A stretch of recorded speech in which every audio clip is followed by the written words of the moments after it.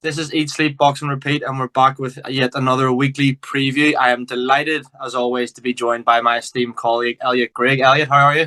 Good, thank you, Paul. Good, thank you. We had a weekend there, didn't we? With Golovkin and Triple G. Triple G is Golovkin, Golovkin and Canelo. So yeah, a bit sleep deprived after on the back of that, but I'm happy to be back in. Another monster week coming up. So yeah, looking forward to chatting it through with you.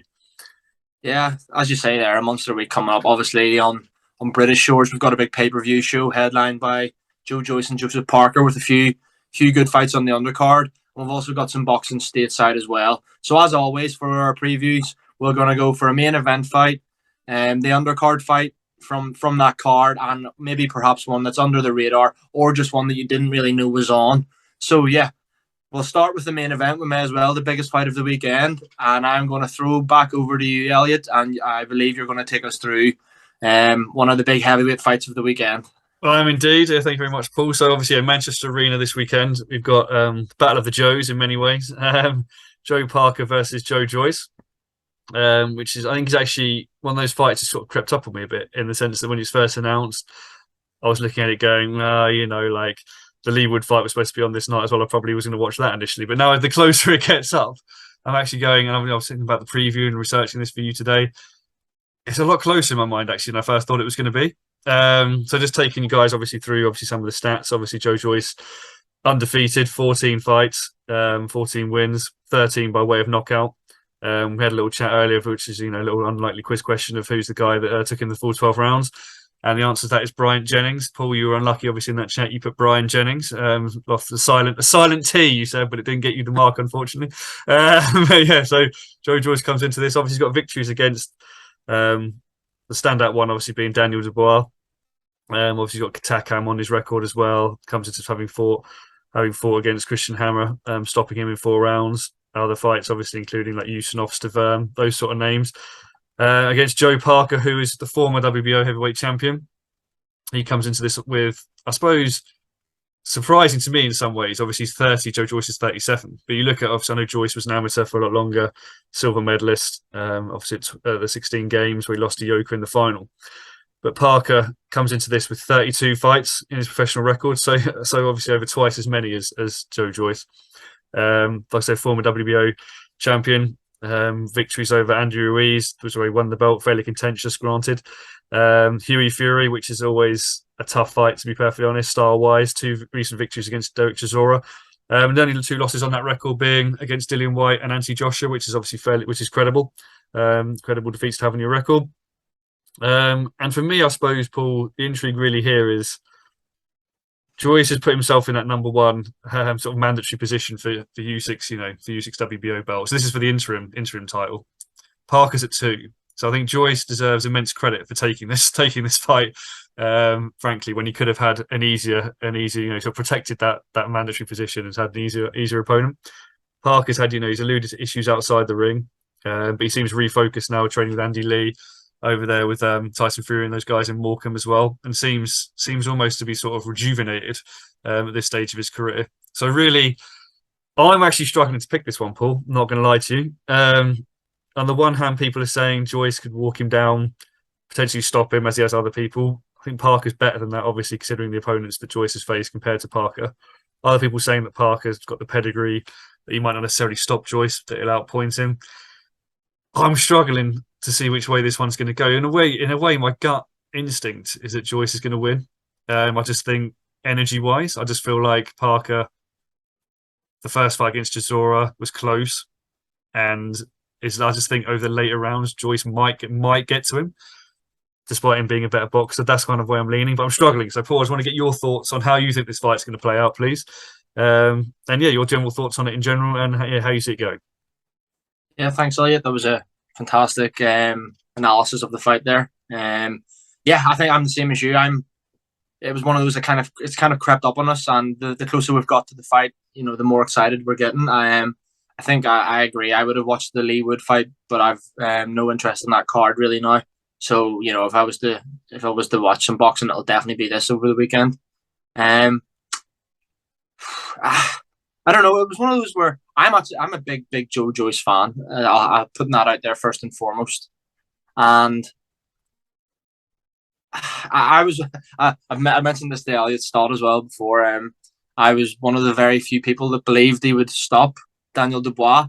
I'm pretty sure in our prediction league, if it was running at the time, I might have been one of the only people in there to get a load of points. But I was yeah, massively wrong. You were right, definitely. Yeah. I really do like Joe Joyce, but there's just something about this fight that I can't get away from Joseph Parker winning on points. Since he's gone to Andy Lee, I think that he's been a little bit more spiteful, and he looks to be just, we've always known Parker as kind of just being like boxing on the back foot and throwing like punches and bunches and stuff, but to no real great, like not really damaging his opponents much. Recently, yes, I know the first fight against Chisora wasn't great, but the second fight, there were times in that he looked like he could potentially get Chisora out of there. But then he obviously did go on and win on points, and that's what I can't get my head, or I can't get out of my head. I'm thinking Joe Joyce is, he's not going to get stopped. Let's be honest. He's got a granite chin, but I think Parker will be able to sustain the pace for the full 12 rounds. I really do. I do see what you're saying though. If he doesn't, there is, I could see, it wouldn't surprise me if Parker was 7-0 up in rounds, but he was absolutely busted, and Joyce was just walking forward, taking everything, and somehow ended up stopping him. So yeah, no, it is a good fight. I am on paper. Both have some decent wins, especially obviously you look at Parker, former world champion, beat Chisora twice, Takam, Fury, Andy Ruiz, obviously. Then you look at Joyce, he's only had 14 pro fights. Yes, I know he's 37, but yeah, he has some good wins as well. So yeah, it is an interesting fight, and certainly one that I think is more pretty fair to say is a 50-50. No, I totally agree. Actually, no, I think that's what makes it so intriguing. I genuinely, like you, I can't really argue strongly either way. It's just a kind of gut reaction that I think Joyce might win. I'm a big fan of Joyce as well. I was initially not a fan of Joyce, the style and the sort of speed. I almost couldn't endure it, but when he got that victory, and outside the ring, he just seems like a good guy. He's one of the good egg. I know he gets a lot of criticism for maybe like interviews and the way he sort of conducts himself, but fundamentally, like, you're here to box, you're here to fight, and fair play to him. Like, he's beating everyone who's put in front of him. So I'm kind of a fan of his, to be perfectly honest, in and outside. But we're going to come back to you now, Paul, as you said in the introduction, for an undercard fight on this card. Please, who you selecting? And like to talk us through it. Yeah, so there's a couple of good fights on this undercard. We've obviously got an IBO world title fight, and obviously we got, with me being from Northern Ireland, I'd be biased and wanting to wax lyrical about Anthony Cacace. But no, I think that the best fight on the undercard here is a British and Commonwealth title fight in the welterweight division between Echo Esserman and Samuel Antwi. I think this is a great fight. The whole stereotypical, this is a typical British title fight, it's going to be a cracker. I think it is a really good fight. Just kind of giving you the lowdown on both men. Echo Esserman is the current Commonwealth and British champion at welterweight. 7 stoppages in there. 33 years old. He's a big enough welterweight as well. He's 5'10". Orthodox, nicknamed the Engine.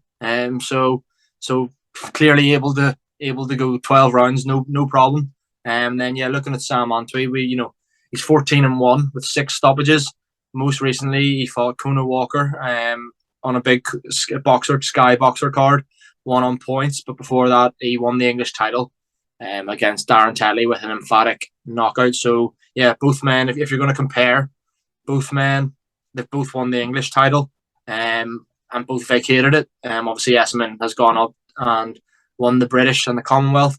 And this would be his 3rd defence of the British title if he was successful. So for him, this is the big incentive of winning the British title, winning that Lonsdale belt outright. He has some great wins on his record. He won the British title against Chris Jenkins with an 8th round knockout, defended it against Danny Ball, another knockout, and then won last time out against Darren Tetley via decision. And obviously I mentioned there, Antwi's fought Darren Tetley and knocked him out. So there's a comparison there. And Antwi actually knocked Tetley out before Esserman won on via UD. So, are you looking there to potentially favor Antwi in terms of the power? But yeah, no, honestly, I think it's a really good fight. There's both have fought on big stages. Last time Esserman fought on the Fury White undercard. So, it's not like a big pay-per-view card like this. It's not like he's gonna be like a rabbit in the headlights. And similarly, Antwi was on that big card in Cardiff headlined by Liam Williams against Chris Eubank Jr. and obviously Clarissa Shields was on that card as well. So yeah, both have fought on the big stage. It's a fight I'm excited about, and I'm very keen to get your thoughts on it, Elliott. Yeah, what do you think of the fight? Do you think it is just the typical British title fight? And if you could give maybe a wee prediction in there as well, then that would be brilliant.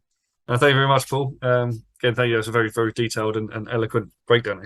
Really, I was excited for this fight before, but you've taken it to new heights of that breakdown. Thank you very much. And I was saying, actually, beforehand, I had an inclination. I was leaning a bit towards Echo Usman winning this on points, and I've still kind of got that. But the way you were describing, actually, I was thinking, actually, hold on a second, like something like it was the thing you were talking about, the guys fighting on big events. Being on the lights was something I hadn't actually necessarily considered before, but it's another thing that I suppose would probably lean towards Esserman there as well. But I think I've watched him, more, so I'm probably leaning a bit towards that. I watched him obviously fight Tetley, I watched him beat Jenkins, whereas with Antwi, I think I've seen him fight. Just trying to think who else I've seen him fight. Really, I'm trying to think. I think I saw the Tetley fight there with him as well, and caught stages of the Conor Walker fight. So for me, it's just kind of looking at it. I think it will obviously go 12 rounds.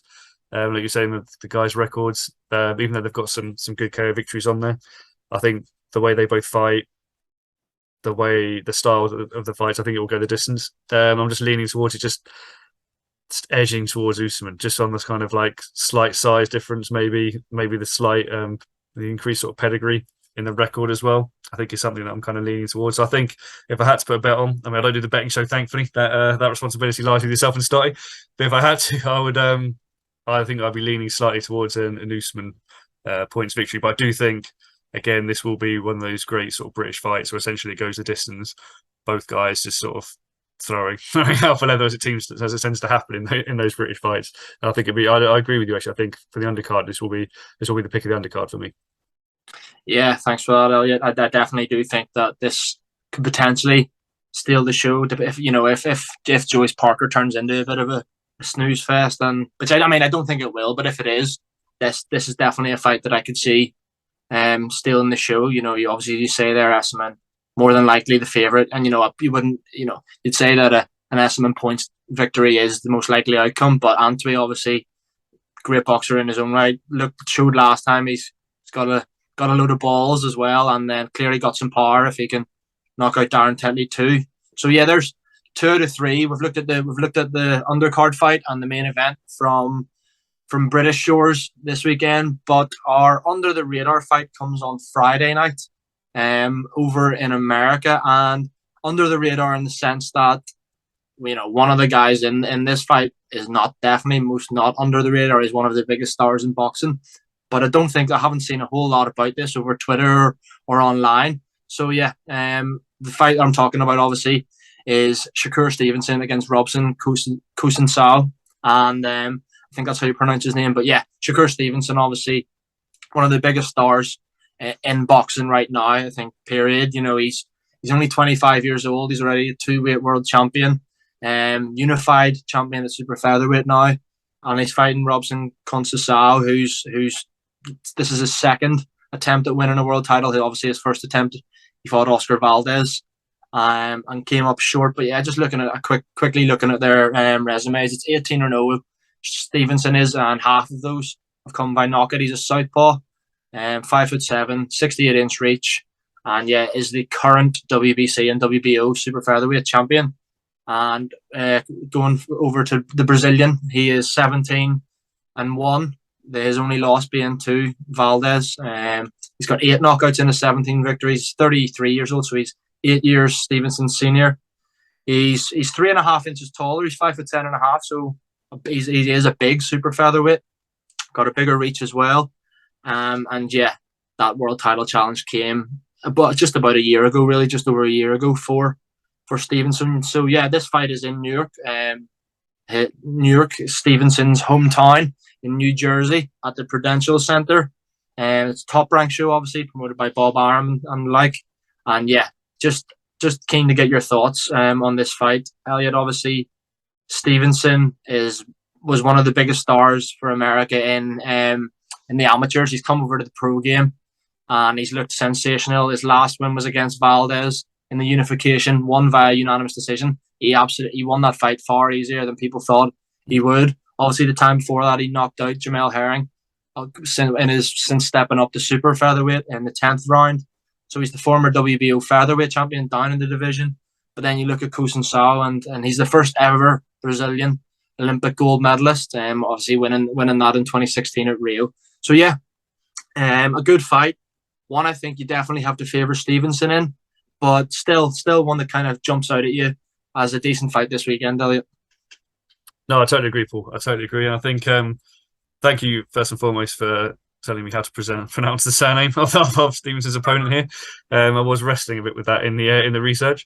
But no, I think, to be honest, I saw Conceicao fight Valdez as well, to be honest. So that's my kind of, I suppose, introduction to him in a degree. And looks obviously like 33-year-old durable opponent. But I also feel like what you were saying around Stevenson essentially being a kind of generational special talent.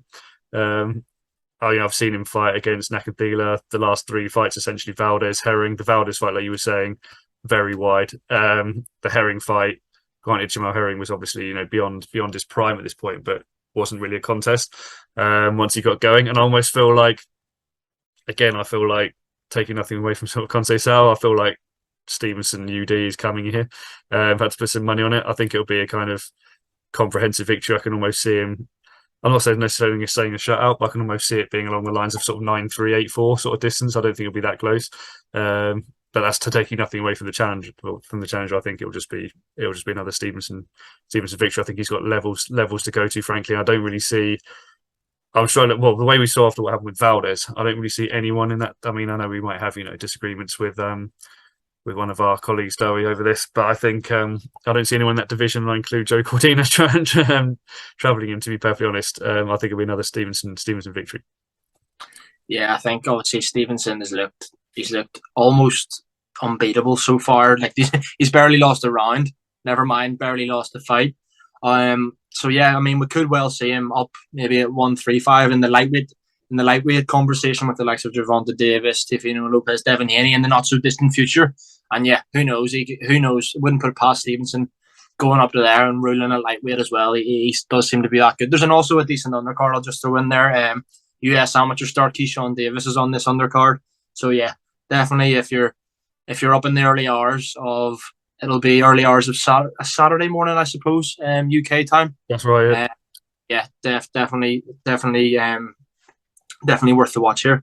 So Elliott, as always, thanks very much for that. Really enjoyed that. Looking more forward to the boxing now than I was before we started recording this 15-20 minutes. But yeah, thanks for your time. That was our big weekly breakdown on the preview of this weekend's fight. So yeah, be sure to check out all of our other content. Greg's prediction video for Joyce Parker's out on the channel there. Obviously the undercard fight we talked about. There's an interview that I did myself with Sam Antwi on the channel too. So yeah, plenty of other content to get stuck into. And Elliott, I will see you again next week. Thank you very much, Paul. Thank you very much, guys. Thanks for watching, and yeah, have a good weekend and look forward to the boxing. Cheers.